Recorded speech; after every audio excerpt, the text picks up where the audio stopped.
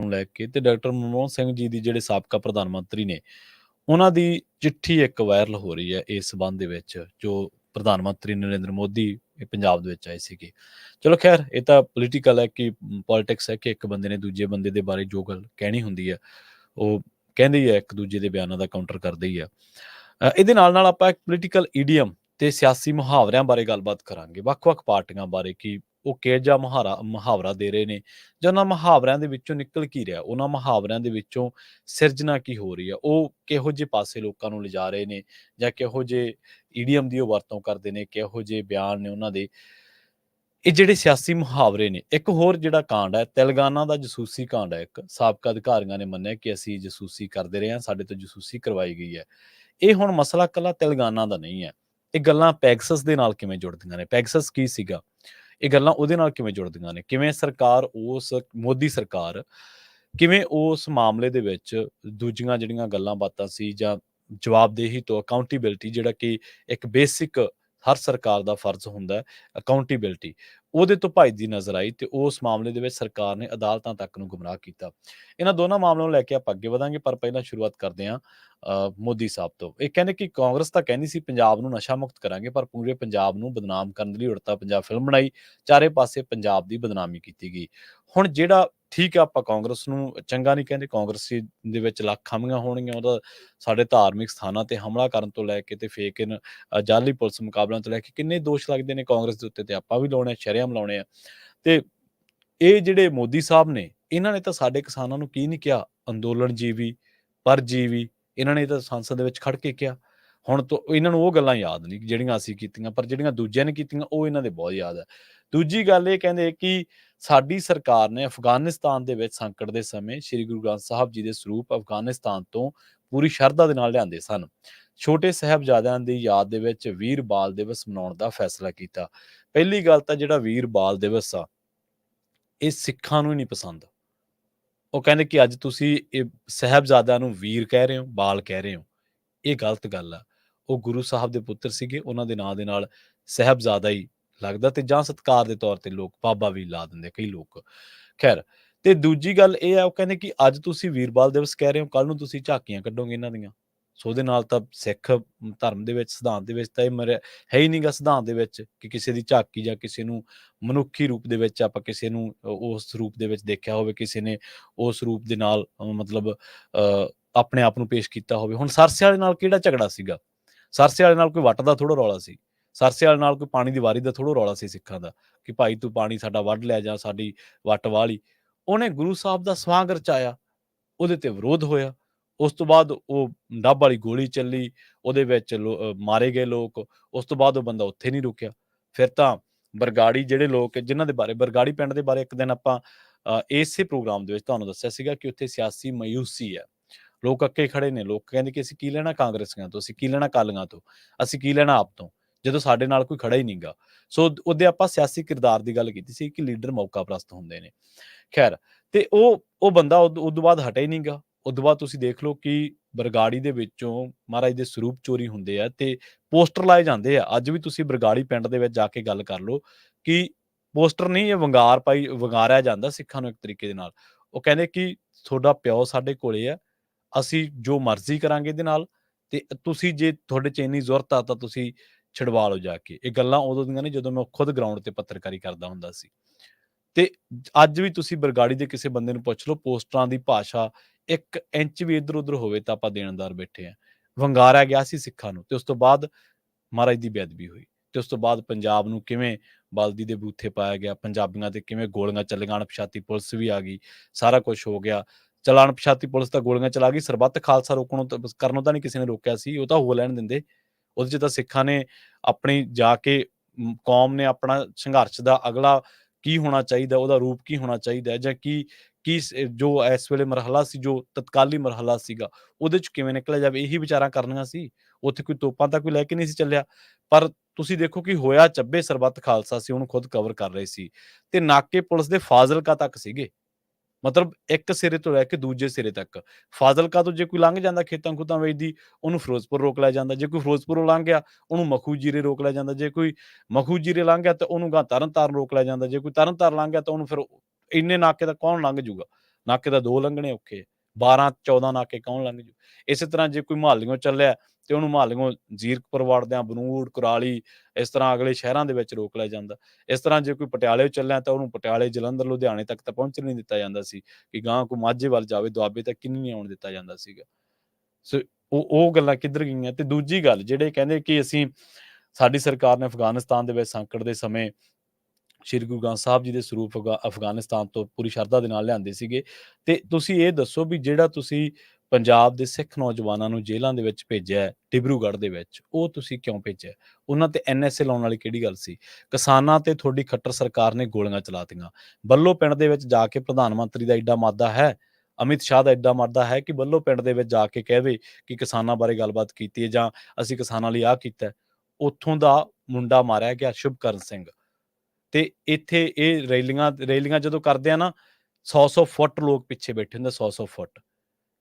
ਬਾਹਲੀ ਗੱਲ ਤਾਂ ਕੀ, ਤੁਹਾਡੇ ਤਾਂ ਹੰਸਰਾਜ ਹੰਸ ਵਰਗੇ, ਰਵਨੀਤ ਬਿੱਟੂ ਵਰਗੇ, ਇਹ ਬੰਦੇ ਨਹੀਂ ਮਾਣ। ਇਹਨਾਂ ਜਿਹੜੇ ਪਰਸੋਂ ਚੌਥੇ 10 ਦਿਨ ਪਹਿਲਾਂ ਹੱਥ ਜੋੜ ਰਹੇ ਸੀ ਲੋਕਾਂ ਸਾਹਮਣੇ, ਮਿੰਨਤਾਂ ਕਰ ਰਹੇ ਸੀਗੇ, ਉਹ ਅੱਜ ਲੋਕਾਂ ਨੂੰ ਵੰਗਾਰ ਰਹੇ ਨੇ। ਉਹ ਕਹਿੰਦੇ 2 ਤਰੀਕ ਤੋਂ ਬਾਅਦ ਦੇਖਾਂਗੇ। ਤੁਹਾਡਾ ਤਾਂ ਸਾਬਕਾ ਮੁੱਖ ਮੰਤਰੀ ਵੰਗਾਰ ਰਿਹਾ, ਖੱਟਰ। ਉਹ ਕਹਿੰਦਾ ਕਿ ਅਸੀਂ 4 ਤਰੀਕ ਤੋਂ ਬਾਅਦ ਅਫਸਰਾਂ ਨੂੰ ਦੇਖ ਲਾਂਗੇ। ਤੁਸੀਂ ਤਾਂ ਲੱਠ ਮਾਰਾਂ ਨਾਲੋਂ ਵੀ ਅੱਗੇ ਹੋ ਗਏ। ਉਹ ਘੱਟੋ ਘੱਟ ਐਲਾਨੀਆਂ ਤਾਂ ਲੱਠ ਮਾਰ ਹੈਗੇ ਆ, ਤੁਸੀਂ ਤਾਂ ਬਹਿਰੂ ਪੀਏ ਆ। ਉਹ ਵੀ ਚੰਗਾ ਹੁੰਦਾ ਤੁਹਾਡੇ ਨਾਲ ਤਾਂ। ਉਹ ਘੱਟੋ ਘੱਟ ਲੋਕਾਂ ਨੂੰ ਦੱਸਦਾ ਤਾਂ ਹੈ, ਭਾਈ ਮੇਰਾ ਨਾਂ ਫਲਾਨਾ ਰਾਮ ਆ, ਫਲਾਨਾ ਸਿੰਘ ਆ, ਫਲਾਨਾ ਕੁਮਾਰ ਆ, ਮੈਂ ਅੱਜ ਫਲਾਨਾ ਰੂਪ ਧਾਰਨ ਕਰੂੰਗਾ, ਮੈਨੂੰ ਤੁਸੀਂ ਜੋ ਤੁਹਾਡਾ ਜੀ ਸਰਿਆ ਪਾ ਦਿਓ। ਤੁਸੀਂ ਇੱਕ ਪਾਸੇ ਤਾਂ ਸੰਵਿਧਾਨ ਦੀ ਸਹੁੰ ਚੁੱਕਦੇ ਹੋ, ਇੱਕ ਪਾਸੇ ਤਾਂ ਲੋਕਾਂ ਨੂੰ ਕਹਿੰਦੇ ਹੋ ਕਿ ਇਹ ਤਾਂ ਰਾਸ਼ਟਰ ਵਿਰੋਧੀ ਨੇ, ਜਿਹੜਾ ਕੋਈ ਗੱਲ ਕਰਦਾ ਉਹਨੂੰ ਕੋਈ ਅਰਬਨ ਨਕਸਲ ਕਹਿਤਾ, ਕੋਈ ਕਿਸੇ ਨੂੰ ਕਿਵੇਂ ਕਹਿਤਾ, ਕੋਈ ਕਿਸੇ ਨੂੰ ਕਿਵੇਂ ਕਹਿਤਾ। ਤੇ ਦੂਜੇ ਪਾਸੇ ਕਹਿੰਦੇ ਹੋ ਕਿ ਅਸੀਂ ਦੇਖ ਲਾਂਗੇ, 4 ਤਰੀਕ ਤੋਂ ਬਾਅਦ ਦੇਖ ਲਾਂਗੇ। ਇਹ ਕਹਿ ਜੀ ਕਿ ਕਿਹੜੇ ਤੁਸੀਂ ਸੰਵਿਧਾਨਕ ਆ ਗਏ, ਕਿੱਧਰ ਦੇ ਤੁਸੀਂ ਸੰਵਿਧਾਨਕ ਲੋਕ ਆ ਗਏ, ਜਦੋਂ ਤੁਸੀਂ ਸੰਵਿਧਾਨ ਤਹਿਤ ਕੰਮ ਕਰਨ ਵਾਲਿਆਂ ਨੂੰ ਵੰਗਾਰ ਰਹੇ ਹੋ, ਉਹਨਾਂ ਨੂੰ ਧਮਕੀਆਂ ਦੇ ਰਹੇ ਹੋ, ਉਹਨਾਂ ਨੂੰ ਕਹਿ ਰਹੇ ਹੋ ਕਿ ਦੇਖ ਲਾਂਗੇ। ਤੁਹਾਨੂੰ ਕੋਈ ਸਵਾਲ ਕਰਦਾ, ਤੁਸੀਂ ਕਹਿੰਦੇ ਹੋ ਕਿ ਅਸੀਂ 2 ਤਰੀਕ ਤੋਂ ਬਾਅਦ ਦੇਖਾਂਗੇ। ਦੇਖਣ ਵਾਲੀ ਕਿੱਡੀ ਗੱਲ ਆ, 2 ਤਰੀਕ ਤੋਂ ਬਾਅਦ ਵੀ ਆ ਜਾਓ। ਕਿਸਾਨਾਂ ਨੇ ਤਾਂ ਕਹਿਤਾ ਮੁੜ ਕੇ, ਉਹ ਕਹਿੰਦੇ ਜਿੱਦੇ ਹੰਸਰਾਜ ਹੰਸ ਜਾ ਰਿਹਾ ਸੀਗਾ, ਦੇਖੋ ਐਜ਼ ਏ ਕਲਾਕਾਰ ਉਹ ਚੰਗੇ ਹੋਣਗੇ, ਆਪਾਂ ਉਹਨਾਂ ਨੂੰ ਤਿਰਸਕਾਰ ਨਹੀਂ ਕਰਦੇ। ਪਰ ਜੇ ਕੋਈ ਬੰਦਾ ਲੋਕ ਸੰਘਰਸ਼ ਨੂੰ ਵੰਗਾਰੂਗਾ, ਜੇ ਕੋਈ ਬੰਦਾ ਲੋਕ ਸੰਘਰਸ਼ ਉੱਤੇ ਹਮਲਾ ਕਰੂਗਾ, ਅਸੀਂ ਉਹਨੂੰ ਚੰਗਾ ਨਹੀਂ ਕਹਿ ਸਕਦੇ। ਚਾਹੇ ਉਹ ਇੰਦਰਾ ਗਾਂਧੀ ਹੈ, ਤੇ ਚਾਹੇ ਉਹ ਮੋਦੀ ਹੈ, ਤੇ ਚਾਹੇ ਹੰਸਰਾਜ ਹੰਸ ਹੈ, ਕੋਈ ਹੈ ਭਾਵੇਂ। ਹੁਣ ਮੋਦੀ ਪ੍ਰਧਾਨ ਮੰਤਰੀ ਨਾਲੋਂ ਤਾਂ ਕੋਈ ਉੱਤੇ ਨਹੀਂ ਹੋਣਾ ਨਾ। ਹੰਸਰਾਜ ਹੰਸ ਪ੍ਰਧਾਨ ਮੰਤਰੀ ਜਿੱਦੇ ਬਣੂਗਾ ਉਹਦੇ ਦੇਖ ਲਾਂਗੇ। ਪਰ ਵੰਗਾਰਨ ਵਾਲੀ ਗੱਲ ਗਲਤ ਆ। ਇਸੇ ਤਰ੍ਹਾਂ ਇਕੱਲਾ ਕਿਸਾਨੀ ਸੰਘਰਸ਼ ਨਹੀਂ ਗਾ। ਜੇਕਰ ਕੋਈ ਦੂਜੇ ਕੋਈ ਸਾਡੇ ਦਲਿਤ ਭਰਾ ਨੂੰ ਵੀ ਵੰਗਾਰੂਗਾ, ਕੋਈ ਹੋਰ ਕਿਸੇ ਨੂੰ ਵੀ ਵੰਗਾਰੂਗਾ, ਤੇ ਉਹ ਵੰਗਾਰ ਵਾਲੀ ਸ਼ਬਦ ਜਿਹੜੇ ਆ ਉਹ ਪੰਜਾਬੀ ਕਿਸੇ ਤਰ੍ਹਾਂ ਪ੍ਰਵਾਨ ਨਹੀਂ ਕਰਦੇ। ਤੁਹਾਡਾ ਹੀ ਗ੍ਰਹਿ ਮੰਤਰੀ ਇੱਥੇ ਆ ਕੇ ਕਹਿ ਰਿਹਾ ਕਿ ਅਸੀਂ ਜਿਹੜੇ ਲੋਕਾਂ ਨੇ ਬੇਅੰਤ ਸਿੰਘ ਨੂੰ ਕਤਲ ਕੀਤਾ, ਉਹਨਾਂ ਨੂੰ ਕਦੇ ਨਹੀਂ ਛੱਡਾਂਗੇ। ਤੇ ਤੁਸੀਂ ਦੂਜੇ ਪਾਸੇ ਸਿੱਖਾਂ ਦੇ ਹਮਦਰਦੀ ਹੋਣ ਦੇ ਜਿਹੜੇ ਵੱਡੇ ਦਮਕ ਜੇ ਮਾਰ ਰਹੇ ਹੋ। ਤੁਹਾਡੀ ਸਰਕਾਰ ਤੇ ਦੋਸ਼ ਲੱਗਦਾ, ਤੁਸੀਂ ਵਿਦੇਸ਼ਾਂ ਦੇ ਵਿੱਚ ਵੀ ਨਹੀਂ ਗੱਲ ਕਰਨ ਦਿੰਦੇ। ਸੋ ਇਹ ਪੂਰੀ ਤਰ੍ਹਾਂ ਦੇ ਨਾਲ ਦੋਗਲੇ ਪੈਮਾਨੇ ਨੇ, ਦੋਗਲੇ ਰੂਪ ਨੇ, ਤੇ ਇਹਨਾਂ ਨੂੰ ਫੜਨ ਦੀ ਗੱਲ ਆ, ਇਹਨਾਂ ਨੂੰ ਸਮਝਣ ਦੀ ਗੱਲ ਆ। ਤੇ ਜਿਹੜੀ ਆਪਾਂ ਪੋਲੀਟੀਕਲ ਈਡੀਅਮ ਦੀ ਗੱਲ ਕੀਤੀ ਸੀ, ਪੋਲੀਟੀਕਲ ਸਿਆਸੀ ਮੁਹਾਵਰਿਆਂ ਦੀ ਗੱਲ ਕੀਤੀ ਸੀ, ਰਾਜ ਕਰਾਂਗੇ 25 ਸਾਲ, ਕਿਵੇਂ ਰਾਜ ਕਰੋਗੇ? ਕੋਈ ਗੱਲ ਪੰਥ ਦੀ ਹੈ? ਕੋਈ ਗੱਲ ਕਿਸਾਨੀ ਦੀ ਹੈ? ਮਹਾਰਾਸ਼ਟਰ ਦਾ ਪਹਿਲਾ ਨੰਬਰ ਸੀ 2015 ਦੇ ਵਿੱਚ ਕਿਸਾਨ ਖੁਦਕੁਸ਼ੀਆਂ ਦੇ ਵਿੱਚ। 2016 ਦੇ ਵਿੱਚ ਪੰਜਾਬ ਦਾ ਪਹਿਲਾ ਨੰਬਰ ਸੀ ਕਿਸਾਨ ਖੁਦਕੁਸ਼ੀਆਂ ਦੇ ਵਿੱਚ। ਅਸੀਂ ਖੁਦ ਘਰਾਂ ਦੇ ਵਿੱਚ ਜਾ ਕੇ, ਕਿਸਾਨਾਂ ਦੇ ਘਰਾਂ ਦੇ ਵਿੱਚ ਜਾ ਕੇ ਉਦੋਂ ਰਿਪੋਰਟਿੰਗ ਕਰਦੇ ਰਹੇ ਹਾਂ। PAU ਦੇ ਰਿਸਰਚ ਨੂੰ ਉਹਨੂੰ ਗਲਤ ਕਰਾਰ ਦਿਓ ਕਿ ਇਹ ਰਿਸਰਚ ਗਲਤ ਆ। ਉਹਨੇ ਅੰਕੜੇ ਲੱਭ ਕੇ ਲਿਆਂਦੇ। ਉੱਥੋਂ ਦੇ ਜਿਹੜੇ ਖੋਜਕਾਰ ਸੀਗੇ, ਉਹਨਾਂ ਨੇ ਪੰਜਾਬ ਦੇ ਪਿੰਡਾਂ ਦੇ ਵਿੱਚ ਜਾ ਕੇ ਅੰਕੜੇ ਇਕੱਠੇ ਕੀਤੇ, ਤੇ ਹਾਲੇ ਤਾਂ ਬਹੁਤ ਤੱਕ ਲਿਸਟਡ ਨਹੀਂ ਸੀ। ਜਿਹੜੇ ਇਨਕਲਾਬੀਆਂ ਦੀ ਸਰਕਾਰ ਹੈ, ਭਗਵੰਤ ਮਾਨ ਦੀ ਸਰਕਾਰ, ਫੋਨ ਕਰਕੇ ਪੁੱਛ ਲਿਓ, ਕਿਸੇ ਨੂੰ ਭੁਲੇਖਾ ਨਾ ਰਹਿ ਜੇ। ਮੈਂ ਪੂਰੀ ਜ਼ਿੰਮੇਵਾਰੀ ਨਾਲ ਇਹ ਸ਼ਬਦ ਕਹਿ ਰਿਹਾ। 2 ਸਾਲ ਹੋ ਗਏ ਬਠਿੰਡੇ ਦੇ ਵਿੱਚ, 2 ਸਾਲ ਸਰਕਾਰ ਬਣੀ ਨੂੰ, ਕਿਸੇ ਕਿਸਾਨ ਖੁਦਕੁਸ਼ੀ ਪੀੜਤ ਵਾਲੇ ਨੂੰ ਮੁਆਵਜ਼ਾ ਨਹੀਂ ਦਿੱਤਾ। ਜੇ ਦਿੱਤਾ ਤਾਂ ਦੱਸ ਦੇਣ ਆ ਕੇ। ਇਹ ਕਹਿੰਦੇ ਅਸੀਂ ਕਿਸਾਨਾਂ ਦੇ ਪੁੱਤ ਆ, ਅਸੀਂ ਮਾਸਟਰ ਦਾ ਪੁੱਤ ਆ, ਅਸੀਂ ਫਲਾਨਾ। ਮੁਹਾਵਰਾ ਦੇਖੋ ਤੁਸੀਂ, ਪੰਥਕ ਵਾਲਿਆਂ ਦਾ ਤਾਂ ਚਲੋ ਗੱਲ ਕਰ ਲਈ ਹੈ। ਰਾਜ ਕਰਾਂਗੇ 25 ਸਾਲ, ਕਿਹਨੂੰ ਨਾਲ ਲੈ ਕੇ? ਤਾਂ ਵਾਲਿਆਂ ਨਾਲ ਯਾਰੀਆਂ ਪਾ ਕੇ। ਹੋ ਗਿਆ ਫਿਰ ਕੇਜਰੀਵਾਲ ਸਾਰਾ ਪੰਜਾਬ ਤੇਰੇ ਨਾਲ। ਪੰਜਾਬ ਕਿਵੇਂ ਹੈ ਤੇਰੇ ਨਾਲ? ਜਦੋਂ ਤੂੰ ਇੱਥੇ ਮੁੱਖ ਮੰਤਰੀ, ਤੇਰੀ ਸਰਕਾਰ ਨਹੀਂ ਸੀ ਬਣੀ, ਤੂੰ ਮੁੱਖ ਮੰਤਰੀ ਦਿੱਲੀ ਦਾ ਸੀ, ਤੂੰ ਆ ਕੇ ਸਾਡੀਆਂ ਧੀਆਂ ਭੈਣਾਂ ਨੂੰ ਟਾਵਰਾਂ ਤੋਂ ਉਤਾਰ ਰਿਹਾ ਸੀ। ਸਿੱਪੀ ਸ਼ਰਮਾ ਮਾਨਸੇ ਦੀ ਕੁੜੀ ਹੈ, ਉਹਨੂੰ ਮੋਹਾਲੀ ਉਹ ਵਿਚਾਰੀ ਬੈਠੀ ਸੀ ਤਾਂ ਵਾਟਰ ਟੈਂਕੀ ਤੇ ਚੜੀ, ਵਾਟਰ ਵਰਕਸ ਤੇ, ਉਹਨੂੰ ਉਤਾਰਿਆ ਕੇਜਰੀਵਾਲ ਨੇ। ਕਹਿੰਦਾ ਮੈਂ ਤੇਰਾ ਭਰਾ ਹਾਂ। ਤੇ ਉਹੀ ਭਰਾ ਜਦੋਂ 92 MLA ਜਿਤਾ ਤੇ ਐਡੇ ਇਹ ਬੇਸ਼ਰਮ ਲੋਕ, ਐਡੇ ਅਕਿਰਤਕਾਨ ਲੋਕ, ਜਦੋਂ 92 MLA ਜਿਤਾਤੇ ਤੇ ਅੰਮ੍ਰਿਤਸਰ ਦੇ ਵਿੱਚ ਸਕੂਲ ਦਾ ਉਦਘਾਟਨ ਸੀਗਾ ਤੇ ਸਿੱਪੀ ਸ਼ਰਮਾ ਨੂੰ ਪਹਿਲਾਂ 24 ਘੰਟੇ, ਕੇਜਰੀਵਾਲ ਨੇ ਅਗਲੇ ਦਿਨ ਆਉਣਾ ਸੀ 9 ਵਜੇ 10 ਵਜੇ, ਅਖਬਾਰਾਂ ਨੇ, ਗੂਗਲ ਨੇ, YouTube ਆ, ਸਾਰਾ ਕੁਝ ਫਰੋਲ ਸਕਦੇ ਹੋ ਤੁਸੀਂ, ਤੇ ਉਹਨੂੰ ਕੁੜੀ ਨੂੰ ਪਹਿਲਾਂ ਹੀ ਜਾ ਕੇ ਚੱਕ ਲਿਆ। ਲੱਖ ਲਾਹਨਤ ਹੈ ਜੀ ਸਰਕਾਰ ਤੇ, ਜਿਹੜੀਆਂ ਸਾਡੀਆਂ ਧੀਆਂ ਭੈਣਾਂ ਨੂੰ, ਜਿਹੜੇ ਲੋਕ ਵਿਚਾਰੇ ਸੰਘਰਸ਼ੀਲ ਨੇ। ਤੁਸੀਂ ਦੇਖੋ ਹਰ ਕੋਈ ਬੰਦਾ ਵਿਚਾਰਧਾਰਕ ਤੌਰ ਤੇ ਖੱਬੇ ਪੱਖੀ ਧਿਰਾਂ ਨੂੰ ਆਪਾਂ ਅਕਸਰ ਹੀ ਭੰਡਣ ਬਹਿ ਜਾਂਦੇ ਆ, ਪਰ ਉਹ ਲੋਕ ਯਾਰ ਕਿੰਨੀ ਲਾਮਬੰਦੀ ਕਰਦੇ ਆ।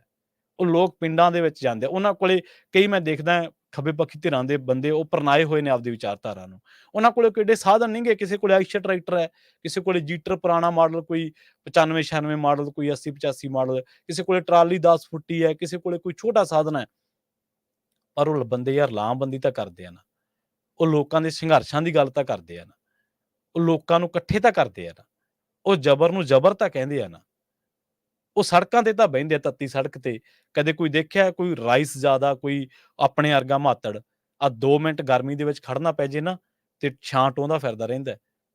ਉਹ ਤੱਤੀਆਂ ਸੜਕਾਂ ਤੇ ਬਹਿੰਦੇ ਆ ਔਰ ਘਰੋਂ ਰੋਟੀਆਂ ਪਕਾ ਕੇ ਉੱਥੇ ਜਾ ਕੇ ਲੰਗਰ ਲਾਉਂਦੇ ਆ। ਮੰਨ ਲਓ ਕੱਲ ਨੂੰ ਧਰਨਾ ਨਾ, ਪਹਿਲਾਂ ਹੀ ਬੀਬੀਆਂ ਨੂੰ, ਉਹਨਾਂ ਕਿਸਾਨਾਂ ਦੀਆਂ ਬੀਬੀਆਂ ਨੂੰ, ਭੈਣਾਂ ਨੂੰ ਪਹਿਲਾਂ ਹੀ ਸੁਨੇਹਾ ਲੱਗ ਜਾਂਦਾ ਕੱਲ ਨੂੰ ਧਰਨਾ ਬਈ ਪ੍ਰਸ਼ਾਦੇ ਲਾਉਣ ਲੱਗ ਪਓ ਅੱਜ। ਹੋਰ ਕੀ ਕਰ ਸਕਦਾ ਕੋਈ ਬੰਦਾ? ਲੋਕਾਂ ਖਾਤਰ ਲਾਮਬੰਦੀ ਕਰ ਸਕਦਾ, ਸੱਤਾ ਦੇ ਨਾਲ ਲੜ ਹੀ ਸਕਦਾ ਨਾ।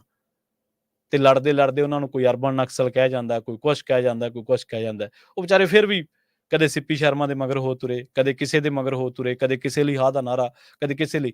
ਧੰਨ ਨੇ, ਤਕੜੇ ਹੀ ਨੇ, ਹੋਰ ਕੀ ਕਰ ਸਕਦਾ ਕੋਈ ਬੰਦਾ। ਖੈਰ ਚਲੋ, ਆਪਾਂ ਇੱਥੇ ਹੁਣ ਪੋਲੀਟੀਕਲ ਈਡੀਅਮ ਦੀ ਗੱਲ ਆਪਾਂ ਤੋਰੀ ਸੀ ਤੇ ਅਖੀਰ ਦੇ ਉੱਤੇ ਆਪਾਂ ਪੋਲੀਟੀਕਲ ਈਡੀਅਮ ਅਬ ਕੀ ਬਾਰ 400 ਕੇ ਪਾਰ, ਔਰ ਕਾਂਗਰਸ ਨੂੰ ਵੀ ਨਹੀਂ ਛੱਡਣਾ। ਆਪਾਂ ਕਾਂਗਰਸ ਦੇ ਪੋਲੀਟੀਕਲ ਈਡੀਅਮ ਤੇ ਵੀ ਗੱਲ ਕਰਾਂਗੇ, ਪਰ ਸਮਾਂ ਸਮਾਪਤੀ ਵੱਲ ਹੈ।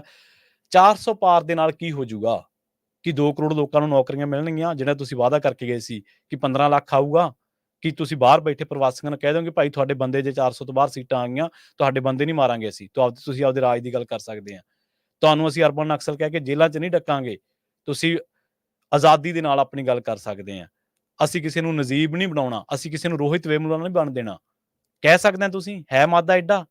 400 ਤੋਂ ਪਹਿਲਾਂ ਜਿੱਤੇ ਵੇ ਉਹਨਾਂ ਦੇ ਰੰਗ ਜਿਹੜੇ ਲਾਇਆ ਦੇਖ ਲਓ, ਉਹ ਕੀ ਰੰਗ ਲਾਏ।